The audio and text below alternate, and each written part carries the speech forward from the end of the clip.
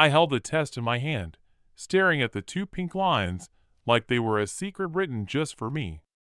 After 3 long years of trying, of hoping, of crying quietly in the bathroom every month, it had finally happened. I was pregnant. I pressed the little plastic stick to my chest and let out a trembling breath. The baby was so small, still hidden, still quiet, but real inside me, growing hours. In the kitchen, the October sun spilled through the windows, warm and golden, lighting up the table I had spent all morning decorating. My hands moved on instinct now, adjusting silverware, fluffing napkins, checking the roast for the 5th time. Today was my mother-in-law's 60th birthday, and every inch of the house was dressed for celebration. But I had my own secret to celebrate, my own joy humming just beneath the surface of it all. I imagined the moment Ethan would take my hands, eyes wide with wonder, and spin me around the room. He'd laugh, maybe cry, kiss my stomach, say something ridiculous like, "We need to buy a crib today." We'd talk about names, about painting the guest room, about building a world for someone we hadn't even met yet, but already loved. I heard his voice before I saw him. "Babe, you in here?" "Kitchen," I called, stuffing the test back into my jeans pocket, my voice too bright, too casual. Ethan stepped into the room with that effortless charm that always made me feel like the luckiest woman in the world. His ocean blue shirt made his hazel eyes look almost gold in the sunlight. He kissed my cheek and took in the table with a low whistle. "Wow, my mom's going to love this," he said. "She deserves it," I replied, smoothing the tablecloth unnecessarily. "60's a big deal." He leaned in and whispered, "Not as big as the news you've got for me, apparently." I smiled, almost shy. "Later, when it's just us." He grinned and kissed my forehead. "You're killing me, Anna." The doorbell rang before I could answer, and just like that, the moment was gone. The Mitchells had arrived.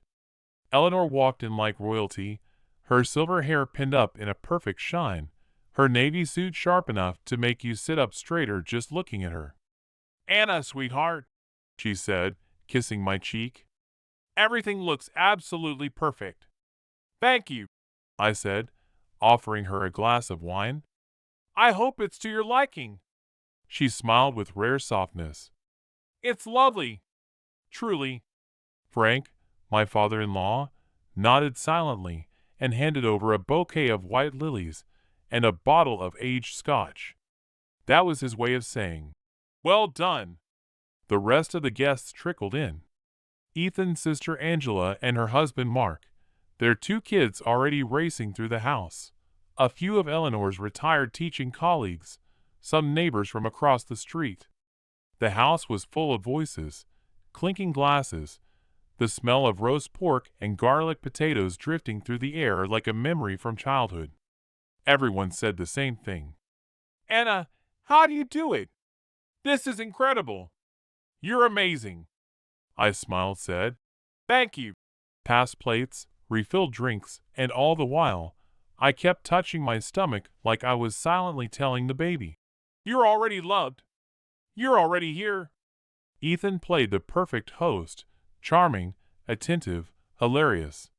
He told a story about a work trip gone wrong, something about a hotel mix-up and a man in boxer shorts screaming at the front desk. The room erupted in laughter, even Eleanor. I watched him from the kitchen doorway, my heart full. He looked so alive, so confident, so mine. For a moment, I believed it. All of it. The clink of glasses, the scent of cake frosting, the hum of chatter in the living room. I wanted to freeze it there, to stop time right in that second before I found out. Before everything I believed about my life shattered. But that came later. For now, I was just Anna Mitchell, wife, hostess, mother-to-be, and I had no idea that within hours I'd be someone else entirely. It started with something simple. A question from Eleanor over dessert. "Where's Ethan?" she asked, glancing around the crowded living room. "Haven't seen him in a bit." I looked up from the coffee cups I was arranging. I hadn't noticed he was gone. He was just here. Maybe he stepped out for a call, I offered, though my voice felt strangely distant, like I was already somewhere else. Angela chimed in. Probably in his study. He still keeps all his work files in there, right? I nodded and excused myself, wiping my hands on a towel as I walked down the hallway. My pulse quickened, but I told myself it was nothing. Just a call, just a client. That's what he'd say. That's what he always said. The door to his office was half shut. A sliver of warm lamplight spilled across the hallway floor. I reached out to knock, but then stopped.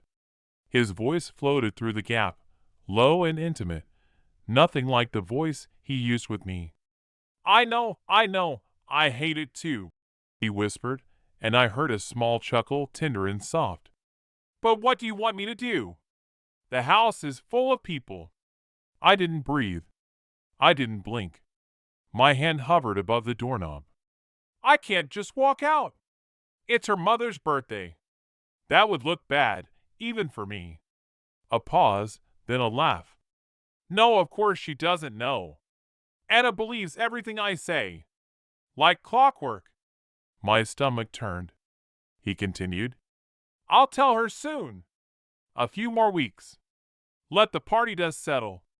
Then I'll say we're just not working anymore. That it's no one's fault.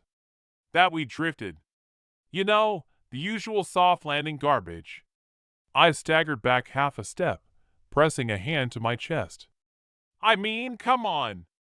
She still thinks we're going to have a baby, he said, followed by a cruel laugh. Poor thing's probably planning names. The queasy warmth in my belly curdled to ice. She is sweet, he added mockingly. But she's not you. She's soft, predictable. She'll cry, maybe beg, but she'll let go eventually. I backed away from the door, as if it had burned me.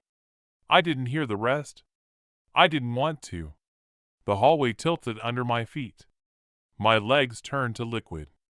I'd barely made it to our bedroom before the tears came, silent, uncontrollable, feral. I clutched the edge of the dresser, gasping like someone drowning above water. Every breath was a betrayal. How long had it been going on? Months? Longer? And Madison? Was that her name? The one from the texts. The one in the red dress, the perfume I had smelled on his coat once, and believed when he said it was his coworker's handshake hug. The dots connected themselves, too fast, too clear, and suddenly I couldn't unsee them. In the pocket of my jeans, the pregnancy test pressed into my leg. I pulled it out and stared at it. The two pink lines glared back at me like a cruel joke. How was I supposed to tell him now? How could I say we're going to be parents? To a man who was already planning to leave, to a man who thought I was weak, predictable, disposable. I heard his laughter from down the hallway. Heard glasses clinking. The sound of a cake being cut. Life moving on, oblivious, while mine was splitting down the middle. I washed my face, bit down hard on the scream building in my throat. I looked at myself in the mirror, a woman trying to hold her shape. Then I smiled just enough, just wide enough to pass. By the time I returned to the living room, Ethan had reappeared, charming as ever, holding court like nothing had happened. His arm brushed mine as I passed, and he whispered, "You good?" I nodded. I lied because the truth was I had never been less okay in my life. That night, after the last guest had left and the dishwasher hummed softly in the kitchen, Ethan kicked off his shoes and dropped onto the couch like a man who had just won something. He loosened his tie and patted the seat next to him. "Come on," he said. "Sit. You've been running around all day." I sat, but only because my legs still hadn't stopped shaking. He smiled at me. The same smile he gave to Eleanor earlier when she complimented the wine. The same smile he used when he was telling his ridiculous hotel story. The smile that used to feel like home. "So," he said, nudging my leg playfully, What's the big news? I looked at him, at his familiar face, and felt like I was seeing a stranger wearing a mask I used to love. My hand went instinctively to the pocket where the test had been earlier. I'd taken it out and hidden it under the sink. The proof of my joy, now a secret I didn't know how to share. I'll tell you tomorrow, I said, managing a soft smile. I'm exhausted. His brows creased with mild disappointment, but he shrugged. All right, I'll hold on to the suspense. I watched him walk down the hallway to our bedroom, his shoulders relaxed, humming under his breath like he hadn't spent the evening plotting a quiet exit from our marriage. When the bedroom door clicked shut, I sat there alone, surrounded by half-empty wine glasses, crumpled napkins, and leftover cake. The night had been a celebration, but it felt like a wake. I didn't sleep. I lay next to Ethan, listening to the steady rhythm of his breathing, wondering how many nights he'd slept beside me with her name in his mouth, her face in his mind. At some point, I realized the pattern: the unexplained late nights at work, the business trips that got extended, the cologne that wasn't his usual brand, the shirt I found in the laundry with a lipstick stain he claimed came from his sister hugging him too hard at a party. And I had believed it. Every lie. I told myself he was stressed, that the tension in his shoulders was from work, that the way he sometimes pulled away when I touched his arm at dinner was just distraction, that the way his phone never left his side anymore was just modern work life. God, how much had I ignored just to keep the illusion intact? The next morning, I got up early and started cleaning. Not because I had energy, but because I didn't know what else to do. I needed motion. I needed something to keep the panic from taking over. I scrubbed countertops that didn't need scrubbing, rearranged spice jars, wiped the inside of the microwave 3 times. Meanwhile, Ethan went for his usual post-party run, dressed in sweats, earbuds in, acting like the night before had been nothing but a success. The moment the front door closed behind him, I went straight for his phone. I knew the code. Our wedding anniversary. That irony burned. It only took a few seconds to find what I was looking for. The contact didn't have a name, just a number. But the thread of messages was unmistakable. I missed you all night. I hate pretending. When can we be done with this? And then, she won't see it coming. She still thinks we're solid. Attached were photos, one of them together at some overpriced restaurant I didn't recognize. One of her, Madison, in a red dress, the same one Rachel had described. Another photo taken on our back porch. My back porch. The wind chimes I hung last summer were in the background. I barely made it to the bathroom before the nausea overtook me. This wasn't morning sickness. This was betrayal. I sat on the cold tile floor, forehead against my knees, tears mixing with bile in my throat. I wanted to scream, to break something, to make the pain visible. But I couldn't because no one else knew yet.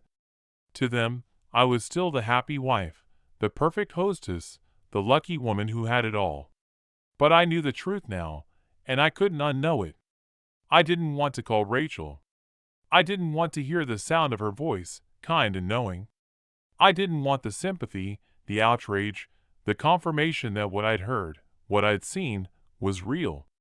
But I also couldn't carry it alone. Not all of it. So I texted her. Can we meet today? It's important. She replied instantly. Of course. Same place. At 11 a.m., I sat in the back corner of a little cafe we used to visit every Saturday morning before life got complicated and busy. I held a mug of tea I hadn't touched and tried to think of the right words.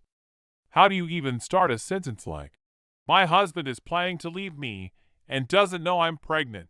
Rachel arrived 5 minutes later, hair pulled into a low bun, denim jacket already slipping off one shoulder as she spotted me. Her eyes widened as she took in my face. Anna, she said, sliding into the booth. Are you okay? I shook my head just once, and then the words came. I told her everything, about the phone call behind the office door, about the messages on his phone, about the photos, about Madison, about the test. I told her I didn't cry during the party, that I smiled and passed cake like everything was fine, that I lay awake next to him all night and stared at the ceiling, wishing I could be someone else, anywhere else, that I hadn't even told him yet, that I didn't know how. Rachel didn't interrupt. She just listened, her eyes growing darker with every sentence, her mouth tightening with quiet fury. When I finally stopped, my throat dry and my hands shaking, she leaned forward and whispered, "That son of a bitch!" It was the first time I'd laughed in days. A short, cracked laugh that made my chest ache. "Why didn't you tell me sooner?" she asked, reaching for my hand. "Or suspect something." "I don't know," I whispered. "Maybe I didn't want to see it. Maybe I didn't believe someone like him would throw it all away." She hesitated, then said quietly, "I saw him once, a few weeks ago, with her at the mall." I froze. "I didn't tell you," she continued, "because I thought maybe it was innocent. She was pretty blonde. He was standing close. They were looking at rings." I didn't breathe. "Jewelry?" I asked. She nodded. "She tried one on." He kissed her on the temple. I told myself it was probably work-related, maybe a favor. I didn't want to jump to conclusions. "He was buying her a ring," I said flatly. "He's planning to marry her after he divorces me." Rachel paled. "Anna, I'm so sorry." "It's not your fault," I said. "It's mine for not asking questions, for ignoring the signs, for trusting him when my gut screamed not to." She squeezed my hand. "Don't say that. Trusting your husband isn't a flaw." "No," I said, looking down at my stomach, "but trusting the wrong man might be." We sat in silence for a long time. Around us, the cafe filled and emptied and filled again. Waitresses refilled mugs. The espresso machine hissed. Someone dropped a spoon. I barely noticed any of it. Finally, Rachel asked, "What are you going to do?" I looked her in the eye. My voice didn't shake this time. "I'm going to see a lawyer." "Good," she said. "And what about the baby?" I placed a hand over my stomach. "I'm keeping it." "You won't be alone," Rachel said firmly. "Whatever you need, I'm here." I believed her. And for the first time since the world cracked open, I felt something unfamiliar flicker inside me. Not rage, not grief, strength. Maybe I didn't need to survive this alone after all. But even if I had to, I could. I spent the afternoon preparing dinner, not because I wanted to cook for Ethan, but because I needed a setting, a stage, somewhere to place the truth and let it speak for itself. I made his favorite, steak with garlic butter, mashed potatoes with roasted rosemary, Caesar salad with fresh Parmesan. I set the table like it was a date night we hadn't had in years. I lit candles. I opened the wine he liked. I even changed into a dress he once said made me look beautiful, back when I still believed he meant it. At 6:03, the front door opened, and his voice called out cheerfully, "Smells amazing in here." I smiled and met him at the door. "I thought we could have a nice dinner." He raised a brow, amused. "What's the occasion?" "No occasion," I said. "Just us." He kissed my cheek and wandered into the dining room, humming as he poured himself a glass of wine. "Wow," he said, looking at the table. "This looks incredible, babe." I sat across from him. "You're welcome." We ate mostly in silence. I let him talk about work, some annoying client, a coworker who never replied to emails on time. He asked me once if I was okay. I smiled and said I was tired. That was all he needed to hear. He never asked again. After dessert, he reached for his wine glass, but I stopped him. "Ethan," I said softly, We need to talk. He froze just for a second, then placed his glass back down, fingers tightening around the stem. About what? About us. He leaned back slightly, his expression guarded. Okay, what's going on? I didn't answer right away. I stood, walked to the other side of the table, and sat next to him on the couch.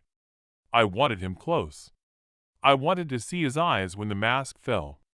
I know, I said. His brow furrowed. Know what? I know about Madison. His jaw didn't drop. He didn't gasp. Just blinked once slowly. What are you talking about? I heard your phone call during the party, I continued. I read the messages. I saw the pictures. You can stop pretending now. A long pause. Then, quietly, how long have you known? Since your mother's birthday, I said. Happy anniversary. He rubbed his hands over his face, exhaled, and looked down at the floor. I didn't want it to happen like this. But you did want it to happen. He looked up at me, eyes full of something between shame and resignation. Yes. Do you love her? Silence, then a nod. I swallowed hard. It didn't hurt as much as I thought it would. Maybe because the hurt had already settled in. Maybe because part of me knew all along. And me? I asked. Did you ever love me? He looked at me then. Really looked. I did. I still care about you, Anna. But not enough to stay faithful. Not enough to be honest. I was going to tell you, he said. I didn't want to hurt you. I laughed, bitter and cold. Too late. He reached for my hand, but I pulled away. There's more, I said. I'm pregnant. That got him. His head snapped toward me, eyes wide. What? I found out the morning of the party, I said. I was going to tell you before I found out who you really are. He stood up and began pacing. You're serious? I nodded. He ran both hands through his hair. Oh my God, this changes everything. No, I said. It doesn't. He stopped. Anna, I'm keeping the baby, I said calmly. And I'm filing for divorce tomorrow. His mouth opened, then closed. I gave you 5 years of my life, Ethan, I said, and I would have given you 10 more. But you gave yourself to someone else. You made your choice. He sat down slowly, like the weight of his lies had finally settled on his shoulders. I didn't think it would go this far. It did, I whispered. And now we're done. He didn't argue. He just nodded. And in that silence, I felt something inside me shift. Not break, not collapse, strength. Ethan packed a bag that night. Not everything, just the basics. A few shirts, a pair of shoes, his laptop. He said he'd come back for the rest when things were less tense. I didn't argue. I didn't scream. I didn't throw his clothes out the window like a woman in a movie might have. I just stood at the door and watched the man I thought I knew walk away without looking back. When the door clicked shut, the silence that followed felt louder than any argument could have been. I didn't sleep that night either. I sat at the kitchen table with a cup of tea that went cold before I ever took a sip. My hands trembled, but not from fear, from adrenaline, from exhaustion, from the overwhelming need to survive. At 8 a.m. sharp, I walked into the law office of Michael Harrove, a man Rachel had recommended months ago when her cousin went through a divorce. His office smelled like leather, and old books, and quiet power. Tell me everything, he said gently, and I did. I told him about the affair, the texts, the photos. I told him I was pregnant, that I wanted to keep the child, that I didn't want a drawn-out courtroom war. But I also wasn't going to be the woman who let her cheating husband walk away clean. He listened, took notes, nodded at the right places. When I finished, he leaned back and said, You're in a strong position, Anna. You have proof. You're carrying his child. The law is on your side. I felt a strange sensation then, a flicker of control. It wasn't much, but it was enough to stand on. After the meeting, I went to the clinic to confirm the pregnancy. 6 weeks. Everything looked normal. The doctor handed me prenatal vitamins and a pamphlet titled, Your Body and Your Baby, First Trimester. I held it in my hands like it was a passport to a country I hadn't meant to visit alone. When she asked if the father knew, I said yes. I didn't mention he was now an ex-husband in waiting. Next, I stopped by work. My boss, Linda Carlson, was already at her desk, sipping coffee and going through paperwork. I sat across from her and said the words I hadn't rehearsed, but somehow still came out steady. I'm going through a divorce and I'm pregnant. She blinked, then set her coffee down. Oh, Anna, I'm okay, I said quickly, even though I wasn't. I just thought you should know. I'll keep working as long as I can. I need the income, and I need the distraction. She nodded slowly. You've always been one of the most reliable people here. Take whatever time you need, and when you're ready for maternity leave, we'll figure it out. I wanted to cry at her kindness. Instead, I smiled. Thank you. I came home to a house that felt too quiet. Ethan's shoes were gone from the doorway. His toothbrush no longer sat beside mine. His cologne no longer lingered in the hallway. I walked through each room slowly, like I was meeting them again for the first time. In the guest room, the one we had once said would be the nursery, I ran my fingers along the windowsill and tried to picture a crib, a rocking chair, a new life. Later that night, I FaceTimed my parents. They were shocked. My mother cried. My father's voice shook with restrained anger. But when I told them I was pregnant, something changed. My father sat back, his eyes suddenly soft. My mother wiped her face and whispered, A baby? You're going to be a mother. Yes, I said. On my own? You won't be alone, she replied. You have us. And again, like with Rachel, like with Michael, like with Linda, I felt it. Support, real, steady, grounded support. I didn't know how the next week would look, or the next month, or the next year. But I knew this much. I could breathe. And that was enough for now. 3 weeks after Ethan left, I finally took down the framed photo of us in the hallway. The one where we were standing on a cliff in Big Sur, wind in our hair, sunlight in our eyes, pretending we were invincible. I stared at it for a long time before carefully wrapping it in newspaper and tucking it into a box labeled Old Life. I didn't throw it away. I wasn't there yet, but I didn't need it on the wall anymore. The days became a rhythm. I worked. I cooked. I went to appointments. I started a journal, not the kind where you write about your feelings with flowers in the margins, but one where I recorded symptoms, cravings, strange dreams, baby name ideas, and notes to the little life growing inside me. You're the reason I get up when I don't want to, I wrote one night. You're the reason I haven't fallen apart. My body began to change, subtle at first, a tighter waistline, a deeper hunger, a fatigue that no coffee could cure. But inside, I was rebuilding, not just from Ethan's betrayal, but from years of being small to keep someone else comfortable, years of folding myself down so his ego could stretch out on the couch. Now I was unfolding. Rachel helped me clear out his things. She didn't ask questions, just brought trash bags and determination. Do you want to burn this? She joked, holding up one of his college sweatshirts. I laughed. Tempting, but no. Let's just drop it at Goodwill. Let someone else warm their arms with what I've outgrown.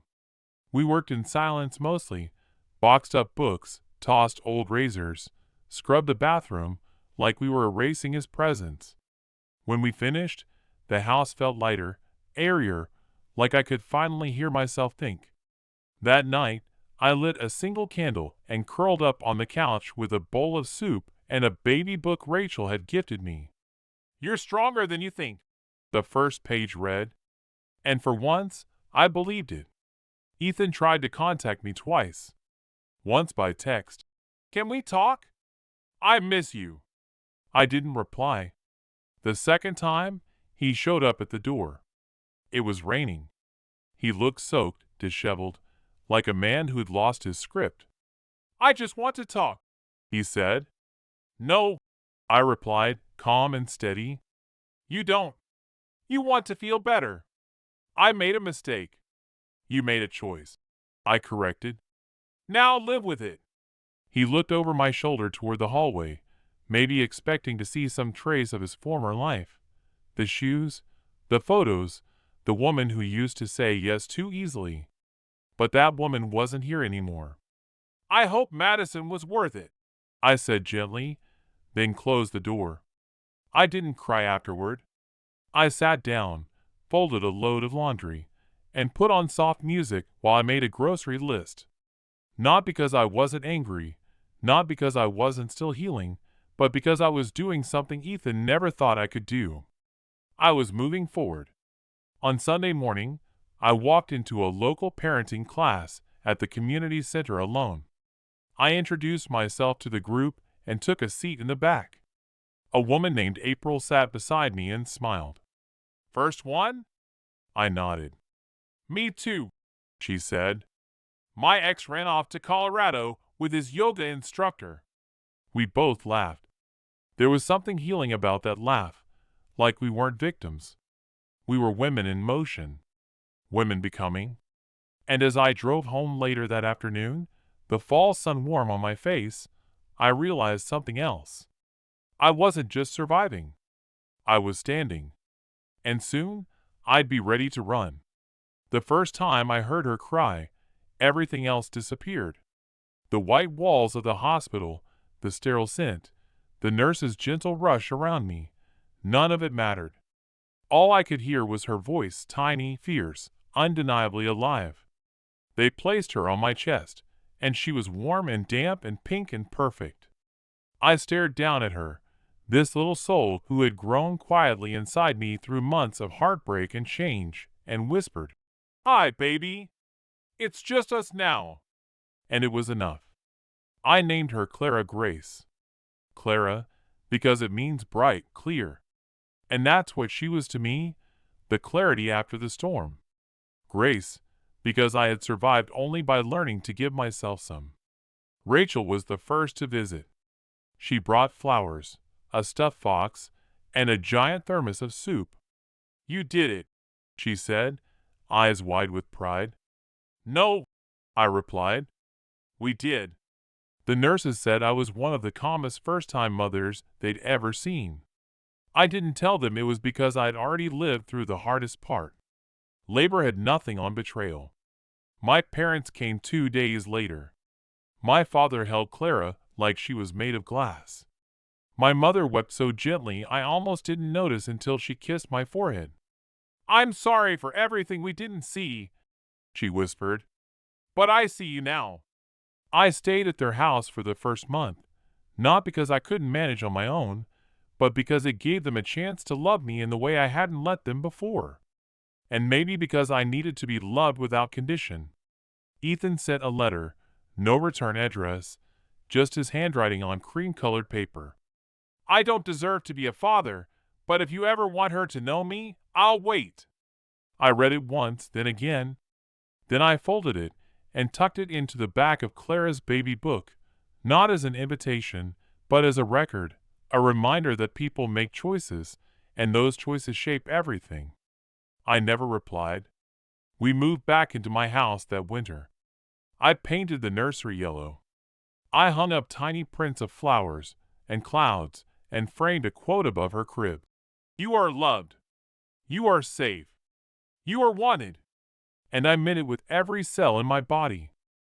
Some nights, when Clara wouldn't sleep, I'd walk the hallway with her cradled against my shoulder, whispering songs I'd barely remember learning. I'd press my cheek to hers and tell her stories, not about Ethan, but about strength, about joy, about beginnings that come after endings, about how she saved me without even knowing it. I started writing again, not just journals this time, but real stories about women finding their voices, about mothers who rise. I submitted one to a small online magazine. They published it. A month later, another editor reached out, then another. People wanted to hear what I had to say. I created a small writing nook in the corner of the living room, right beside Clara's playmat. She'd lie on her back and kick her legs while I typed. Every once in a while, I'd read her a line just to see if she smiled.